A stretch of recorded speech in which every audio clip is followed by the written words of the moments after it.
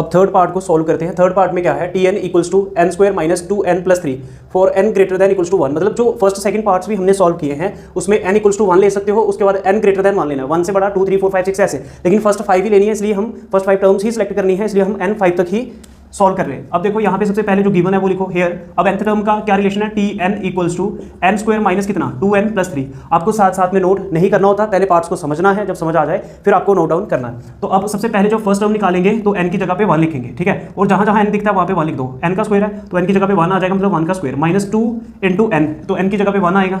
Plus 3, ठीक है। तो t1 इक्वल्स टू 1 का स्क्वायर 1 होता है माइनस 2 1 2 प्लस 3, ठीक है। तो t1 कितना आ जाएगा, ये 3 पॉजिटिव है और 1 भी पॉजिटिव है, 3 प्लस 1 कितना 4 माइनस 2, तो 4 में से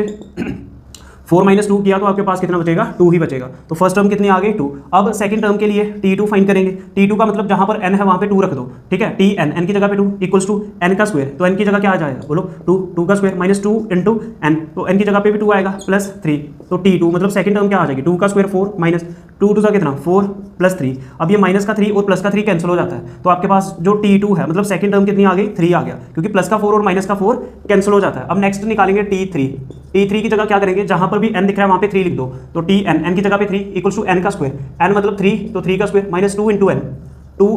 तो n की जगह पे 3 लिख देंगे प्लस लास्ट में क्या है 3, तो क्या आ जाएगा t3 इक्वल्स टू 3 का स्क्वायर होता है 9, 3 के स्क्वायर का क्या मतलब होता है 3 को 2 टाइम्स मल्टीप्लाई करो, 3 इंटू 3 9 होता है, माइनस 3 2 कितना 6 प्लस 3, तो ये कितना आ जाएगा t3, तो ध्यान से देखना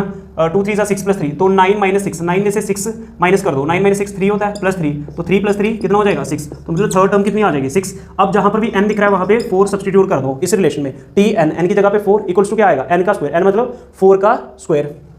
n 4 पुट किया माइनस 2 इंटू n, 2 n की जगह पे क्या आएगा 4 प्लस 3, तो t4 इक्वल्स टू 4 का स्क्वायर कितना होता है 16 माइनस 4 2 8 प्लस 3, तो t4 कितना आ जाएगा 16 माइनस 8, 16 में से 8 क्या तो 8 प्लस 3 कितना होता है 11, तो जो आपकी फोर्थ टर्म है वो कितनी आ जाएगी 11 आ जाएगी, ठीक है। जो t4 है वो कितना आ जाएगा 11, तो मैं तो लिख देता हूँ t4 मतलब फोर्थ टर्म आ गई आपकी 11। अब फिफ्थ टर्म फाइंड करेंगे और जहां पर n है वहां पे 5 सब्स्टिट्यूट कर दो, तो क्या लिखा है tn n की जगह पे 5 equals to n square, n मतलब कितना 5 का स्क्वायर माइनस कितना 2 इंटू n, तो 2 n की जगह पे 5 प्लस 3, ठीक है। इसी में जहां जहां दिखे वहां 5 पुट कर दो, तो t5 कितना आ जाएगा 5 का स्क्वायर 25 माइनस 5 2 10 प्लस 3, तो t5 कितना आ जाएगा 25 माइनस 10, 25 में से 10 गया तो 15 बचेगा प्लस 3, तो t5 कितना आ जाएगा 15 प्लस 3 कितना 80, तो ये आ गई फर्स्ट 5 टर्म्स। तो लास्ट में लिख देना है देयरफॉर फर्स्ट